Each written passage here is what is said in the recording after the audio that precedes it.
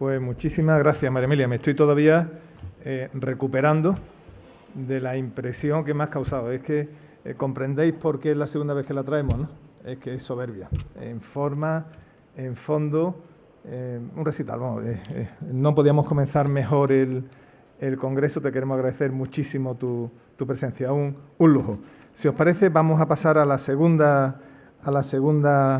primer panel, la segunda intervención. Ya María Emilia ha metido muleta en algunos temas donde coincide o no con tanto posturas de empresarios o de sindicatos, y van a participar ahora Pepe Álvarez y Maricruz Vicente. Pero dejo ya a Ana Benita, que coordina la mesa. Ana es miembro del Comité Ejecutivo de IRELAB y directora de Coordinación y Desarrollo de Recursos Humanos del Grupo FCC.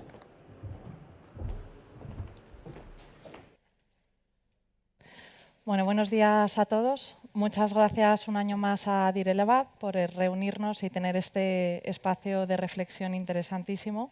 y poder compartir pues con estos ponentes de esta calidad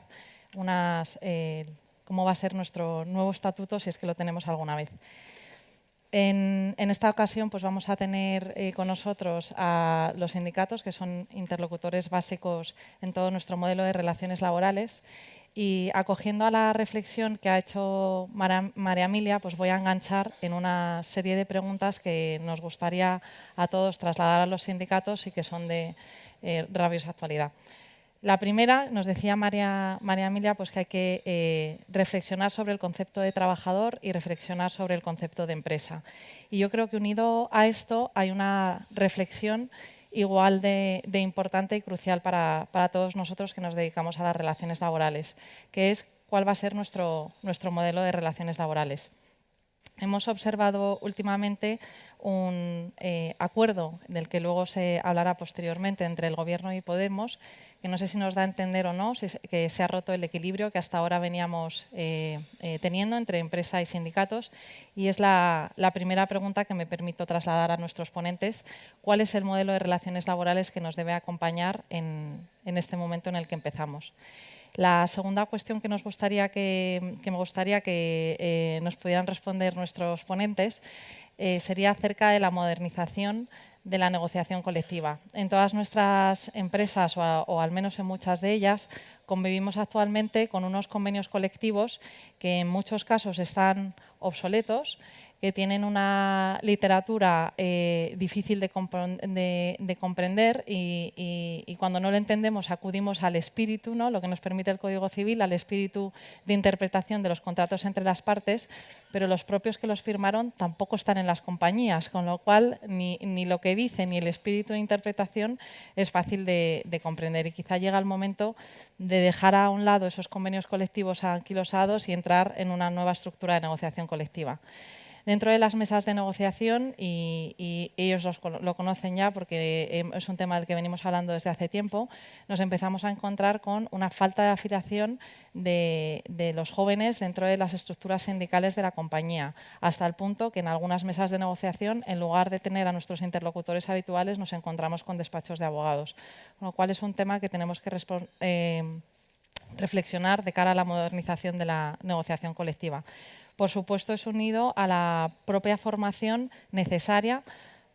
por la parte sindical y por la parte empresarial, que duda cabe, en la composición de esas mesas de negociación, para poder construir verdaderos convenios colectivos que nos ayuden a las empresas a seguir a flote. Nos encontramos, lo ha comentado también María Luisa, con nuevas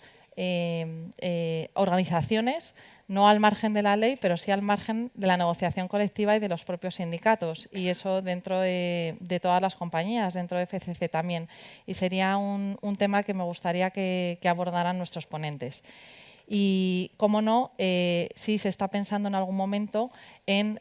atacar el nuevo sistema de representación sindical, si vamos a seguir con la dualidad de la representación unitaria a la representación sindical, o en algún momento, desde la perspectiva sindical, están considerando analizar esta cuestión.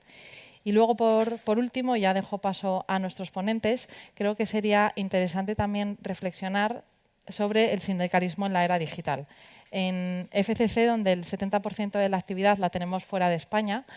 todos los sistemas en los que está basada la comunicación y la información con nuestros trabajadores, en el Estatuto de los Trabajadores, ya no las taquillas, que eso ya se nos queda muy, muy lejos, pues son francamente difíciles. En el voto de los expatriados, por ejemplo, a la hora de elegir a sus representantes de los trabajadores, es algo que no está resuelto en nuestra legislación y que nosotros el año pasado, con un acuerdo que tuvimos con comisiones y UGT, pues decidimos hacer un voto a través de la vía telemática, que se puede asimilar un poco al voto por correo, pero que es un vacío legal que tenemos en nuestra legislación.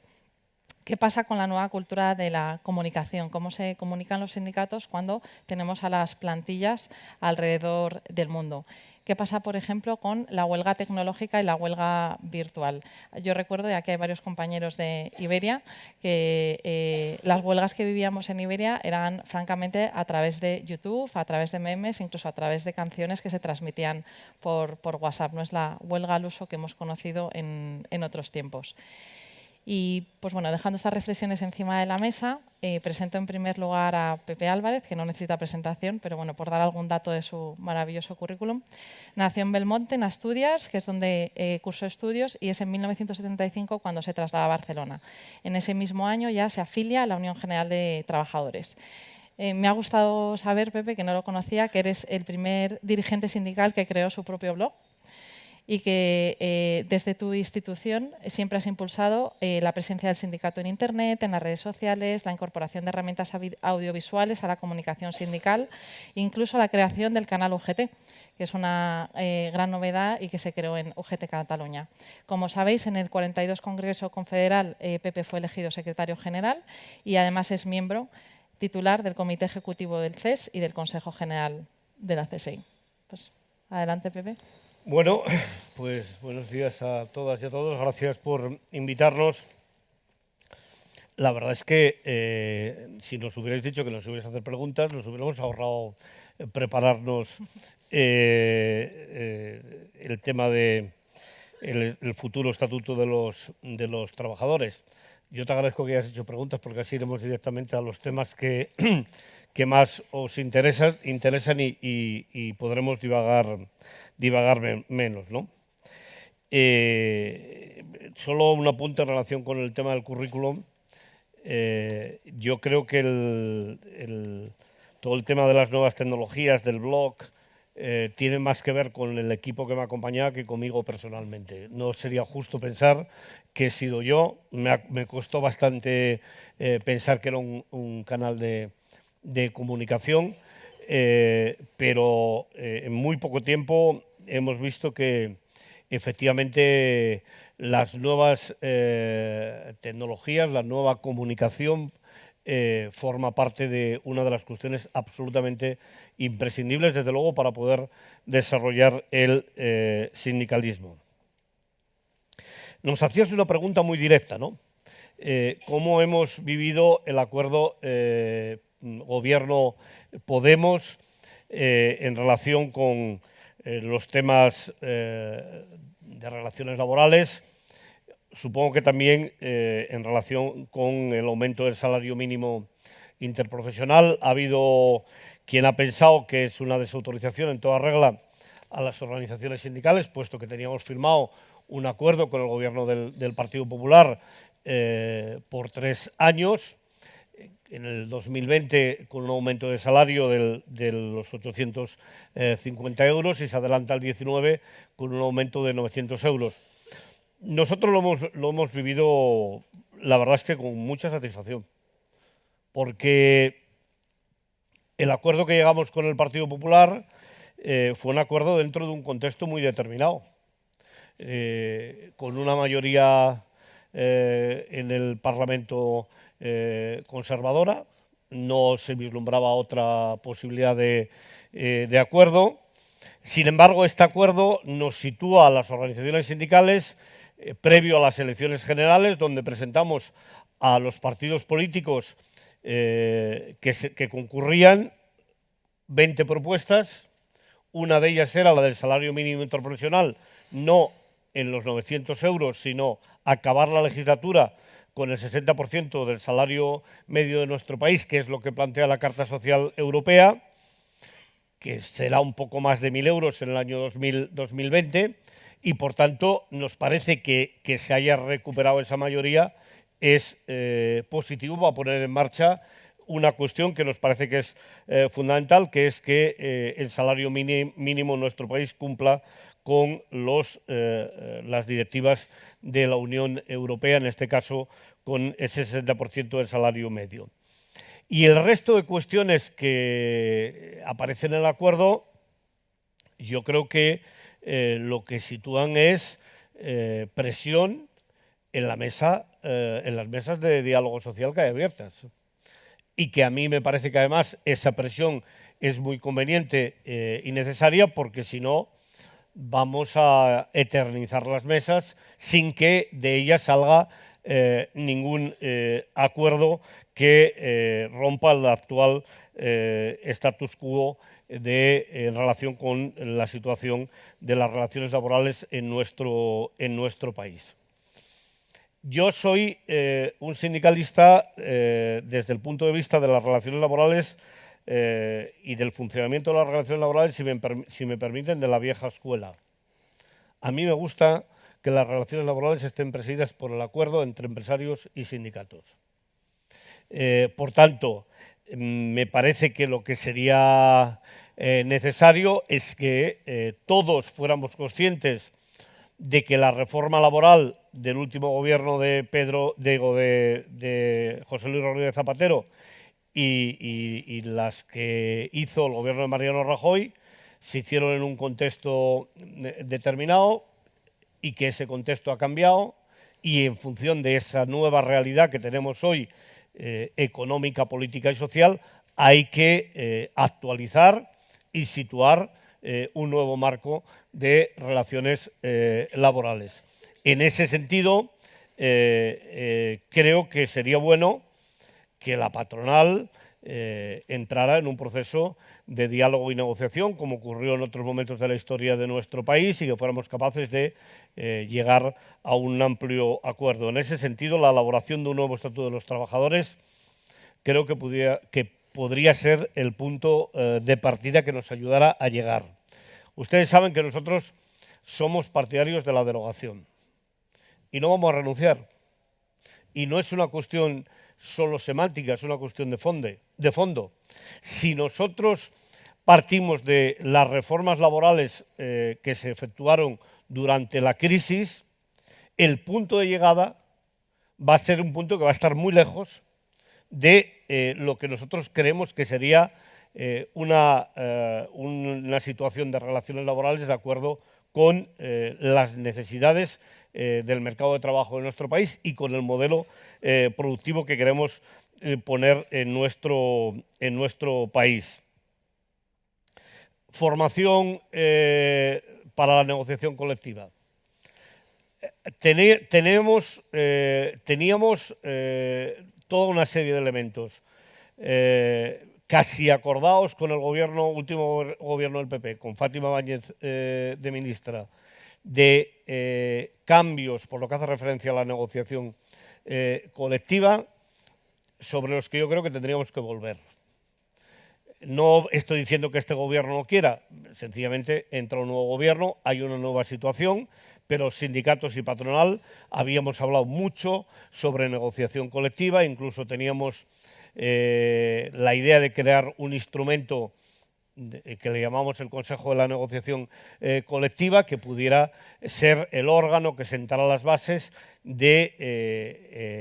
el futuro de la negociación colectiva, a partir sobre todo de tener medios, recursos, poder estudiar a qué tipo de negociación colectiva tenemos que ir, si los convenios han de ser cerrados o han de ser abiertos, por tanto, si vamos a un proceso de articulación de la negociación colectiva sectorial, qué competencias nuevas van a tener los convenios colectivos en ese ámbito estatal, exclusivamente en ese ámbito estatal. Podemos hablar de incluir temas, por ejemplo, como la propia contratación o algunos aspectos de contratación en esos convenios. Nosotros pensamos que ahí hay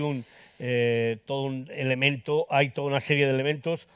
que nos podrían ayudar a actualizar la negociación colectiva y a evitar los problemas de concurrencia de convenios colectivos que tenemos en estos momentos. Y en ese contexto es evidente que la formación es un elemento clave para los negociadores de las empresas y para los negociadores que representan a las empresas y para los que representan a los trabajadores. Yo les voy a decir una cosa. En España hemos pasado del año, creo que el último año que hubo recursos para la formación, creo que fue el año 2015, que cada organización sindical tenía en torno a 15 millones de euros para formación, a partir del año 2015 a cero. Y desde el año 2015 cada organización tiene que, de sus propios recursos, afrontar los costes de los formadores de la negociación colectiva, que recuerdo que no son formadores solo para los sindicatos, que no son formadores, no son negociadores solo para los afiliados al sindicato, sino que tiene un carácter universal y, por tanto, deberían de tener ese carácter universal también la formación. Desde luego, desde la UGT en estos momentos no nos planteamos un cambio de representación sindical, del sistema de representación sindical. Porque yo creo que no hay condiciones de sosiego, de un entorno favorable, tal y como estamos las organizaciones sindicales, para plantearnos este cambio. Es más, seguramente que lo que nos encontraríamos es que algunos dirían, bueno, como están tan muertos, que ahora quieren ir a un cambio porque con el sistema que hay no resisten. Por tanto, yo creo que no hay condiciones. Yo soy de los que cree que efectivamente el sistema de representación sindical en nuestro país es mejorable, sobre todo desde la perspectiva de las organizaciones sindicales. Mantener la red de elecciones sindicales que tenemos es complejo. Tiene unos costes terribles. Las organizaciones sindicales nos sometemos entre nosotros a una tensión, yo creo que innecesaria, que aporta muy poco, pero nosotros no vamos a propiciar abrir este debate en el momento en el que estamos, en las condiciones en las que estamos, porque creo que finalmente no conseguiríamos cambiarlo, no conseguiríamos mejorarlo y creo que no redundaría en una situación mejor para los sindicatos. Y finalmente, el sindicalismo tiene que efectivamente trabajar desde la perspectiva de la utilización plena de los nuevos medios de comunicación, para poder ser más representativo y llegar a más trabajadores y más trabajadoras. De hecho, esto ya empieza a funcionar. Yo hace pocos días tuve la oportunidad de estar visitando la sección sindical de la UGT de Renault y no hay tablero de anuncios. O mejor dicho, hay tablero de anuncios, pero ya no ponen nada en el tablero de anuncios. Porque el tablero de anuncios es el WhatsApp. Son los grupos de WhatsApp que cuando van a desayunar, pues la gente abre su móvil y efectivamente encuentra la información y no se paran los jóvenes a leer en el tablero de anuncios qué es lo que hay del último día. Pero eso sería solo parte de comunicación. Nosotros de hecho estamos trabajando porque nos parece que sería bueno poder empezar a trabajar la idea de tener una parte del sindicato que funcionara en red, incluso con la capacidad de poder celebrar sus propias asambleas, no presenciales, sino en red. No es fácil. Hemos hecho una primera experiencia desde el punto de vista de la participación. Nosotros, en el último acuerdo que tuvimos con la patronal en la ANC, de llevar a votación los contenidos de la ANC con los delegados y delegadas electos, y requiere unos medios tecnológicos que por lo menos la UGT hoy no tiene a su disposición, pero en todo caso yo creo que este es un camino y desde luego lo es en el ámbito de los trabajadores desplazados en el extranjero. Afortunadamente el voto sindical, si hay acuerdo entre las organizaciones, no es tan estricto como lo es en unas elecciones generales y por tanto no hay que ir al sistema este de voto rogado que impide que mucha gente pueda votar, como hemos visto en las elecciones políticas. Y a mí me parece que encontrar fórmulas que ya se utilizan en muchas empresas de la utilización del voto en red es un elemento que puede venirnos bien. Y me parece que me he pasado muchísimo el tiempo que me habíais dado. No, para nada. Pues, queda claro, Pepe, que os tenemos que facilitar un iPad, ¿no? De ahora en adelante, seguro, para poder ayudaros en esta labor, porque al final no olvidemos que el derecho de información es un derecho de los trabajadores y que es parte esencial del derecho sindical. Bueno, nos acompaña también Maricruz Vicente Peralta, secretaria de Acción Sindical de Comisiones Obreras. Maricruz cursó estudios en Vitoria-Gasteiz y es en 1980 cuando empieza a dedicar su actividad ya a tiempo completo para el sindicato. En el 10º Congreso, en Euskadi, es elegida como secretaria de Acción Sindical, Institucional y coordinadora del área pública de Comisiones Obreras y en junio de 2018 abandonas, Maricruz, tus responsabilidades para pasar a formar parte de la Comisión Ejecutiva Confederal de la Confederación Sindical de Comisiones Obreras. Muchas gracias, Maricruz. Gracias. Bueno, buenos días a todas y a todos. Gracias también, primero por abrir este debate, que me parece que es muy interesante, y en segundo lugar, pues por invitar a nuestra organización, la organización que yo represento, a participar en él. Como decía Pepe, es cierto que lo que nos habían encomendado en principio era hablar sobre cómo vemos la reforma, la necesaria reforma del Estatuto de los Trabajadores, pero bueno, se ha cambiado un poco el guión, pero bueno, yo creo que las cuestiones que se nos han planteado encima de la mesa, evidentemente, forman parte de lo que es nuestro debate diario y en el sindicato, y en ese sentido, pues bueno, yo creo que estamos en condiciones, cuando menos, de trasladaros algunas cuestiones de las que se nos han presentado, de las que nos has planteado, ¿no? Yo creo que, empezando un poco también por el orden que hacía Pepe y de las preguntas, el acuerdo de Gobierno y Podemos de cara a los presupuestos generales. Bueno, a Comisiones Obreras el acuerdo le ha parecido evidentemente positivo. Creemos que es un acuerdo necesario, pero también somos conscientes de que es un acuerdo que necesita buscar un mayor consenso político y, por lo tanto, unas mayorías más amplias que den una cierta estabilidad necesaria para el país al Gobierno y que, sobre todo, posibilite tener una herramienta fundamental como son los presupuestos generales. En lo que se refiere más en concreto a los acuerdos en materia laboral, bueno, yo creo que la figura estrella de alguna forma ha sido lo del salario mínimo interprofesional a 900 euros,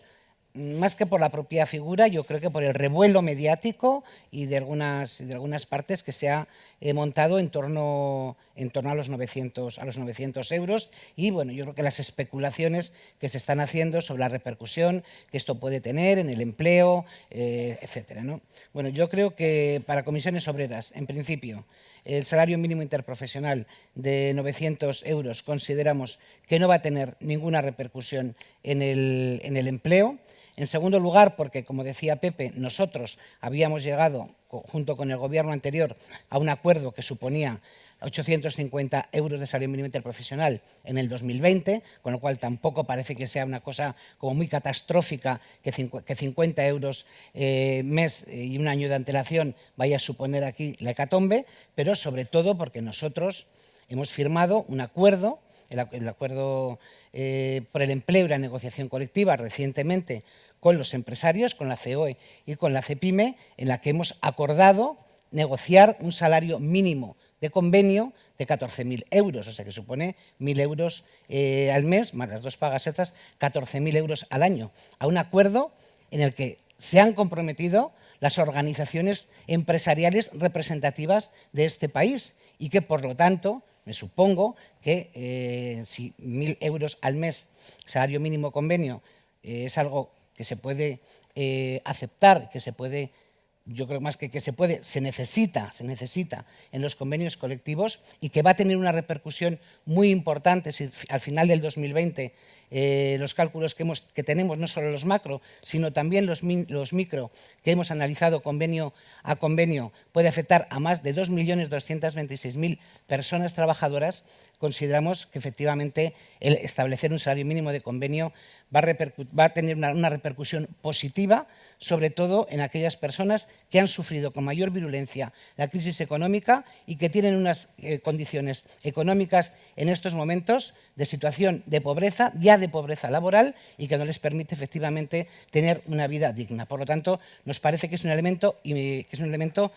fundamental y positivo del acuerdo Gobierno-Podemos. Es cierto que sí que nos hubiera gustado a las organizaciones sindicales, o por lo menos al sindicato que yo represento, a Comisiones Obreras, que este tema hubiera estado presente en la mesa de diálogo social, que la tenemos abierta, y que este tema se hubiera debatido también con las organizaciones sindicales. No obstante, somos conscientes también de la situación de excepcionalidad en estos momentos y que, por lo tanto, no hemos hecho mayores objeciones a esta cuestión. Pero, sin embargo, en el acuerdo, los aspectos relacionados con lo que son las materias laborales, digamos que es bastante escueto y que, desde luego, no profundiza demasiado y no se extiende demasiado, con lo cual, bueno, también para nosotros es un elemento importante porque, de alguna manera, nos deja también un espacio amplio e importante en el ámbito del diálogo, de la mesa de diálogo social, para que podamos acordar temas de interés laboral, de los intereses de los trabajadores y de las empresas en el ámbito propio, que es la mesa de diálogo social, donde queremos abordar y donde estamos, de hecho, abordando estas cuestiones. Bien, con relación a la modernización de la negociación colectiva. Bueno, a nosotros desde Comisiones Obreras nos parece que es fundamental hablar de la modernización de la negociación colectiva, pero nos parece que es previo a abrir ese debate el recomponer los equilibrios que se perdieron con la reforma laboral del año 2012. Porque es muy difícil abordar una negociación colectiva con la espada de Damocles de la ultraactividad, la pérdida de ultraactividad de los convenios colectivos. Efectivamente, tú no negocias lo mismo si tienes garantía de que tus derechos no se pierden, de que tu convenio no desaparece, que si realmente tienes esa garantía de que puedes abordar un proceso de negociación más amplio, con más tranquilidad, viendo los temas que hay que abordar, que hay que modernizar, que hay que actualizar sin ninguna duda, pero para ello es importante que la ultraactividad de los convenios, que la vigencia de los convenios vuelva a ser indefinida y que un convenio sustituya a otro. También es importante en estos momentos recuperar la prevalencia aplicativa de los convenios sectoriales frente a los convenios de empresa. Porque efectivamente la reforma laboral del 2012 lo que hace fundamentalmente es abrir una polarización de la negociación colectiva, donde efectivamente tiene prevalencia el convenio de empresa sobre cualquier otro ámbito sectorial de negociación, y eso, por una parte, creo que resta autonomía a las partes que negocian los convenios colectivos de carácter sectorial. Por otra parte, ha tenido una incidencia muy negativa y en lo que está plasmada en lo que ha supuesto en un hecho claro, que es la devaluación de los salarios que se ha producido en estos años en el mercado de trabajo, y por lo tanto es necesario recuperar la prevalencia aplicativa del convenio sectorial frente al convenio de empresa y recuperar lo que ha sido la tradición negociadora en nuestro país, y es porque esta reforma cambia cuál es el papel real del convenio de empresa en relación a lo que hemos tenido y hemos conocido siempre, y que desde Comisiones Obreras pensamos que hay que seguir manteniendo ese binomio de negociación, convenio sectorial de garantía de mínimos, frente a un convenio de empresa, bien articulado con los ámbitos sectoriales, pero que efectivamente sirva para adaptarse a las realidades concretas de cada una de las empresas y a mejorar, ¿por qué no?, salarios y condiciones con relación a lo que tiene un ámbito más general, que es el convenio de carácter sectorial. Y es importante hablar de la estructura de la negociación colectiva en nuestro país, porque desde mi punto de vista, creo que la propia regulación que existe en el Estatuto de los Trabajadores actual genera bastante confusión y genera bastante problemas en cuanto a la propia estructura en relación a cuándo se solapan convenios, qué convenio hay que aplicar, y eso, bueno, es un elemento más de inseguridad jurídica que hablaba María Emilia en su intervención. Por lo tanto, yo creo que es importante, por una parte, abordar la estructura de la negociación colectiva, pero también creo que es importante avanzar en los ámbitos de negociación colectiva de carácter autonómico. Yo creo que es un recurso que se ha utilizado muy poco, que por parte de algunas organizaciones empresariales hay una negativa importante, y creo que es el momento también de ir pasando de ir evolucionando de los convenios sectoriales provinciales a los convenios de carácter autonómico, porque nosotros, desde luego, defendemos que la negociación colectiva también tiene que reflejar esa parte territorial que diferencia unos sitios de otros, y que, por lo tanto, la negociación colectiva no debe ser algo homogéneo para todo el mundo, sino que, efectivamente, partiendo de unas premisas básicas, a raíz de ahí también hay que responder a las necesidades no solo sectoriales, sino también territoriales. Por lo tanto, la estructura es un elemento fundamental. Y con relación a lo que es la representación sindical, bueno, nosotros siempre hemos defendido la figura de la representación colectiva de los trabajadores y de las trabajadoras, de los comités de empresa, los delegados de personal. Aquí podemos tener un debate que María Emilia lo planteaba, cómo realizamos las elecciones, si las realizamos a través de centros de trabajo, a través de empresas. Yo creo que ahí tenemos un debate abierto también en la propia organización, porque, bueno, pues unas somos más partidarias de los centros de trabajo, aunque haya también que reordenar y ver cómo se hacen las elecciones en los centros de trabajo, que es otra de las carencias claras que tiene el propio estatuto de los trabajadores. Y bueno, pues otros piensan que realmente, en el panorama actual que tenemos, pues es mejor hacerlo en el ámbito de las empresas, que pueden garantizar una mayor representación. Bueno, yo creo que es un debate abierto, que efectivamente en una reforma del Estatuto de los Trabajadores deberíamos también de matizar, pero partiendo de la base de que nosotros defendemos la representación colectiva de los trabajadores y de las trabajadoras en el seno de la empresa, también, como no puede ser de otra manera, somos un sindicato, defendemos las secciones sindicales como representación de los trabajadores y trabajadoras en el seno de las empresas. Y yo creo que también es el momento no solamente de reformar el propio Estatuto de los Trabajadores, sino también darle una revisión a la propia Ley Orgánica de Libertad Sindical, que efectivamente también se hizo, creo que es del año 80, si no me confundo. ¿85? Del año 85, las cosas han cambiado sustancialmente, el papel de los sindicatos no es el mismo tampoco el que teníamos al inicio de la transición, que en el año 85, y también creo que necesita definir con claridad cuál es el papel de las secciones sindicales, cuál es el papel de los comités de empresa, y por lo tanto creo que lo que hay que cambiar es ese papel, que yo creo que es importante, además de determinar cuál es el papel que tienen que jugar cada una de las representaciones colectivas en el seno de las empresas. Adaptarse a los cambios. Hombre, yo creo que María Emilia Casas, en su intervención, y bueno, yo creo que es mejor además que hayamos cambiado un poco el esquema, porque efectivamente creo que en muchas de las cosas que María Emilia ha hecho magistralmente, como lo hace siempre en su exposición, nos íbamos a reiterar de alguna forma, porque yo creo que hay cosas que son, vamos, que compartimos prácticamente todo el mundo en cuanto a las reformas. Otra cosa luego es el contenido de las reformas, pero en cuanto al esquema, yo creo que coincidimos perfectamente, y que sin ninguna duda, los cambios que se han producido en la sociedad, los cambios que se han producido en el modelo de empresa, los cambios que se han producido en la propia legislación, yo creo que son elementos que tenemos que tener en cuenta a la hora de abordar una reforma integral, que yo creo que necesita una reforma integral el Estatuto del Trabajo, que también creo que se debería de empezar por cambiar el propio nombre del Estatuto, y que, sin embargo, pues creo que hay muchas cosas que no están recogidas. Yo creo que uno de los cambios sociales que se han producido de mayor intensidad en estos casi 40 años que va a cumplir el Estatuto de los Trabajadores, pues es la incorporación de la mujer al mercado de trabajo. Eso, como decía María Emilia, es irreversible y, sin embargo, el Estatuto de los Trabajadores no recoge, no habla prácticamente de conciliación, sí habla de los principios constitucionales, del derecho a la igualdad y algunas otras cuestiones, pero desde luego tiene unas carencias grandes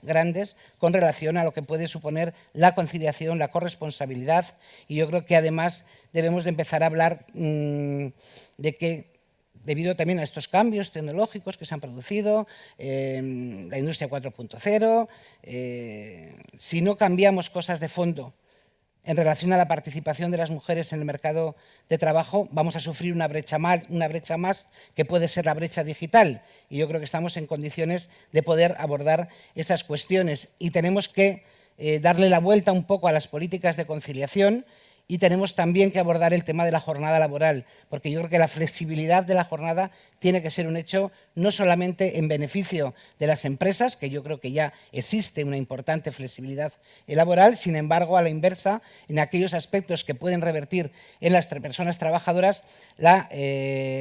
flexibilidad existe en mucha menor medida, y por lo tanto yo creo que las medidas de conciliación deben ir más por la vía de la flexibilidad de la jornada que por aquellas medidas como las que son estrella en estos momentos, excedencias o reducciones de jornada, que suponen una desligazón de las personas que utilizan estas medidas del mercado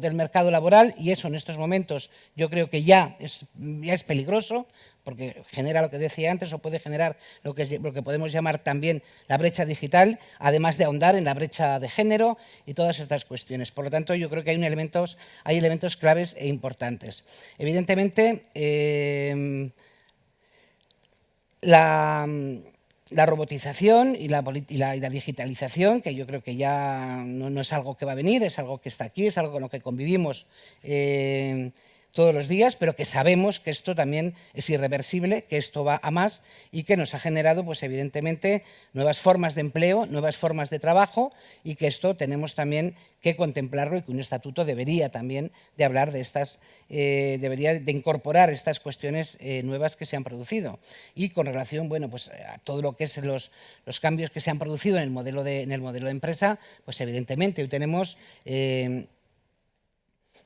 lo que hemos conocido, los que ya vamos teniendo una edad, lo que era la empresa integral, donde todo se hacía en el ámbito de esa empresa, a lo que hoy conocemos como la empresa en red. Pero bueno, está la empresa en red, las multiempresas,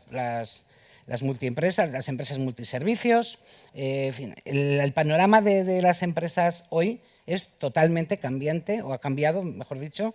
con relación a lo que hemos conocido hace pocas décadas, ¿no? Por lo tanto, eso también nos obliga, sin ninguna duda, a las organizaciones sindicales a adaptar nuestra forma de hacer sindicato y también a relacionarnos de otra manera, pues con nuestro entorno, con los trabajadores y con las trabajadoras. Y yo creo que, bueno, en estos momentos estamos de alguna forma también adaptándonos a este sistema de cambio. Posiblemente en todos los sitios cuesta. Yo sé que en las organizaciones sindicales igual cuesta un poco más. También los recursos no son los mismos en todos y cada uno de los sitios, y los sindicatos, por mucho que la gente se crea, no somos precisamente organizaciones con muchos recursos. Pero bueno, yo creo que en estos momentos sí tenemos un margen ya abierto de implantación de utilización de las nuevas tecnologías, de la forma de comunicarnos. Hemos abierto también pues algunos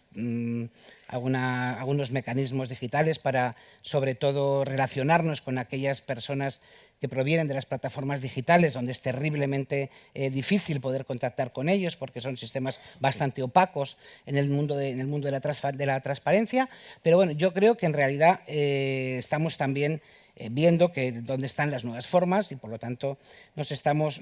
adaptando. Y para terminar, bueno, yo sí quiero decir que también en estos momentos estamos abordando un proceso de diálogo social, donde bueno, creo que hay temas de interés, algunos los he comentado: la prevalencia aplicativa del convenio de empresa, la ultraactividad de los convenios colectivos. Estamos también abordando elementos fundamentales para regular algo que tiene que ver con el cambio del modelo de empresa, que es el artículo 42 del Estatuto de los Trabajadores, el tema de las contratas y de las subcontratas, la forma de ver cómo se garantizan los derechos de las personas trabajadoras que ejercen esos trabajos en las actividades externalizadas, y eso evidentemente conlleva también la modificación de algunos otros artículos, como es el artículo 15 del Estatuto. Bueno, yo creo que tenemos una serie de cuestiones encima de la mesa que yo estoy esperanzada que en breve podamos darle salida. Sería importante buscar un consenso amplio sobre estos temas en la mesa de negociación, donde no solamente donde no finalmente tenga que ser el Gobierno exclusivamente quien legisle, y yo creo que ese es el empeño y el trabajo que tenemos en estos momentos. Eso evidentemente no significa que Comisiones Obreras renuncie a revertir la reforma laboral, pero somos conscientes en estos momentos de la situación política que existe, de cómo está la composición del propio Parlamento, y consideramos que algunas cosas en una primera etapa se pueden sacar. Aspectos, además, que van a beneficiar de una forma muy importante al conjunto de los trabajadores y de las trabajadoras, pero también creo que genera seguridad en las propias empresas, y que además que son medidas que pueden estar orientadas a potenciar la competitividad y la productividad del mundo de la empresa. Por lo tanto, bueno, esperemos que el diálogo social pueda llegar a buen fin en una primera etapa, pero evidentemente una de las cuestiones que hay encima de la mesa es el abrir una mesa donde puedan participar personas expertas en materia laboral, donde estemos las organizaciones empresariales y las organizaciones sindicales, para empezar a abrir este debate, yo creo que necesario, de la reforma integral del Estatuto de los Trabajadores, lo que yo considero que se debería de llamar en un futuro el Estatuto del Trabajo. Gracias.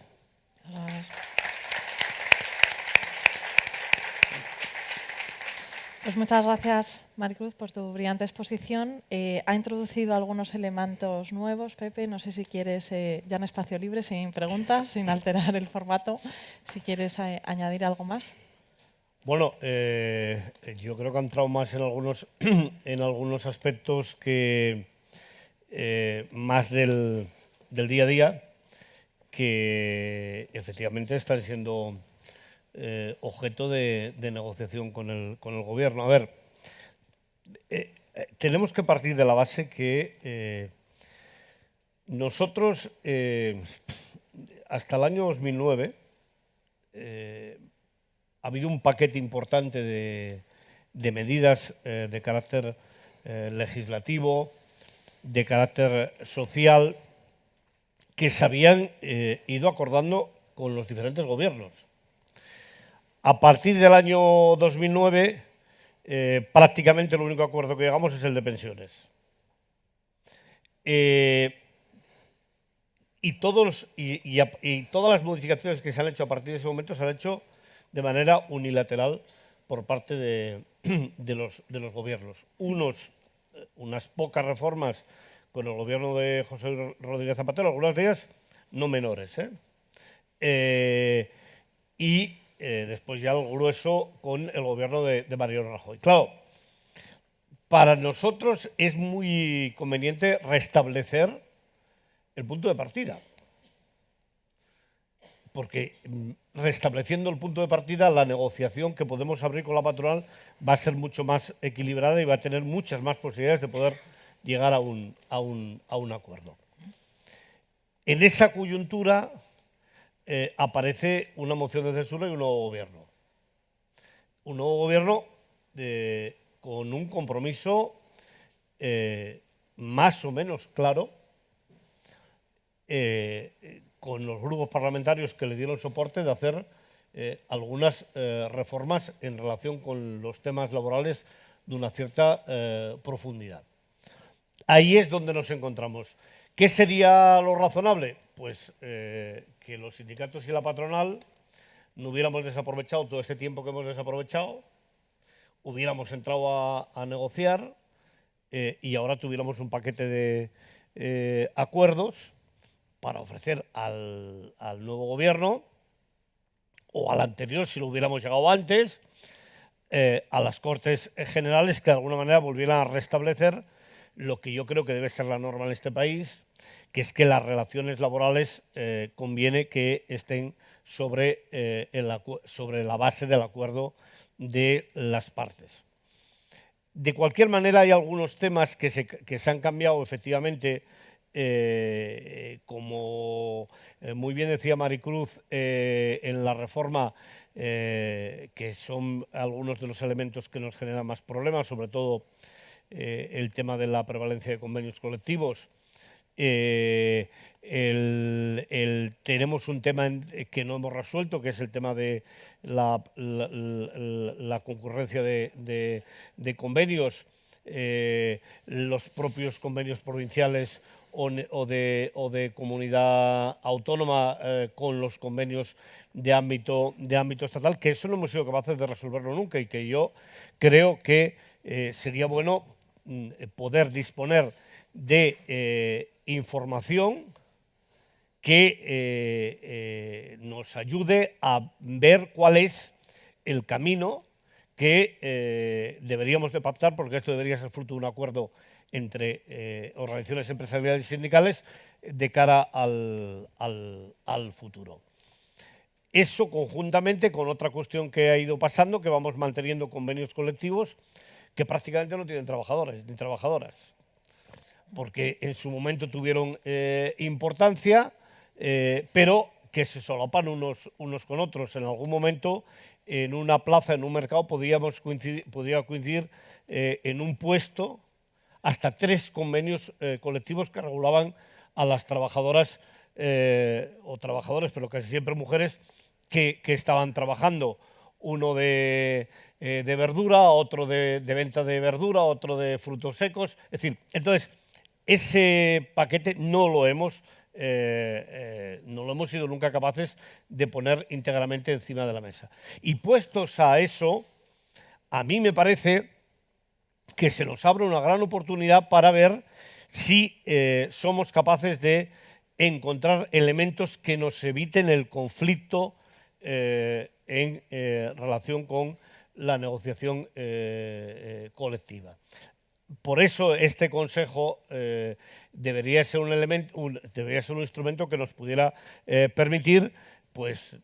por ejemplo, no sería razonable que un presidente de un convenio colectivo no deje sus funciones el día que se firma el convenio, sino que tenga la misión de presidir la comisión paritaria durante todo el convenio colectivo y poder, en ese contexto de la comisión paritaria, una persona que ha estado en las negociaciones, poder aportar el espíritu de la negociación y, por tanto, poder solventar los conflictos. Si no hay acuerdo, no sería razonable que ese propio señor o señora pudiera hacer de árbitro en un proceso de discrepancia. Es decir, yo creo que hay un camino de actualización de la negociación colectiva importante que tendríamos que situar. Y después ver cómo hacemos los convenios compatibles. Un convenio de ámbito estatal, depende del sector, puede regularlo todo o solo parte. Hay sectores que lo puede regular todo perfectamente porque ya en este momento lo regula y no hay ninguna necesidad de que no lo continúe regulando todo. Pero hay otros sectores donde puede regular parte y dejar aspectos abiertos para que se pueda negociar en otros ámbitos, en el ámbito de la comunidad autónoma, en el supuesto de que sea el modelo real. Hay que tener en cuenta que hay comunidades autónomas en nuestro país que tienen el convenio más alto y el más bajo del país, o uno de los más altos y uno de los más bajos del país. Ustedes saben que yo vengo de Cataluña y la provincia de Lleida comparte casi todos los convenios, los puestos de más bajos, con la de Barcelona y Tarragona, que suelen estar en los niveles más altos. Por tanto, yo creo que esos aspectos son aspectos que tenemos que situar. Y efectivamente, todo el tema de la desconexión es otro elemento que tenemos que incluir primero por ley, vía legislativa, pero que también tiene que poder trasladarse a los propios convenios colectivos en nuestro país. Pero en todo caso, yo soy de los que cree que esta es una buena oportunidad para las empresas y para los trabajadores. Cuando vivimos un momento como el actual, en el que sabemos que con la negociación podemos ganar mucho todos y sin negociación podemos perder todos, yo creo que es el momento de encontrar un punto de equilibrio que nos permita volver a recuperar el protagonismo desde el punto de vista de las relaciones laborales, que creo que es el elemento clave que tenemos hoy encima de la mesa. Muchas gracias, Pepe.